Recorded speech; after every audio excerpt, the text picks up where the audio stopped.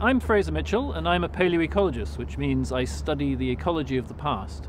And that's useful because it means we can study how ecosystems change over long time periods and how they might respond to things like climate change in the past. And so we can use this technique to study long-lived organisms like trees over multiple generations, so we can see how they've changed over thousands of years, and of course that would not be possible through direct observation. So this is really the research realm of Time Lords. And one place that we gather our data from are lake sediments, because lakes accumulate sediment slowly over time, and so they act a little bit like environmental monitoring stations. And so, for example, in Ireland, at the end of the last glaciation 15,000 years ago, lakes started accumulating sediment. And so any plants that were growing around those lakes would have produced pollen, and some of that pollen would have fallen in the lake and got incorporated into those lake sediments. And so by microscopically examining those lake sediments, we can record the vegetation in the past.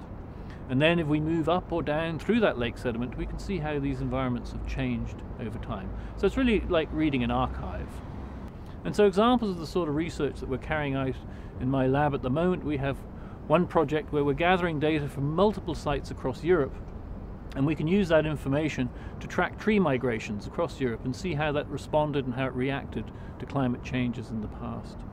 In another project, we're looking at how much charcoal is accumulated in lake sediments, and from that we can reconstruct past fire regimes. And we can use that information to predict how climate change will impact on fire regimes in the future, and how that will also then impact on the natural environment.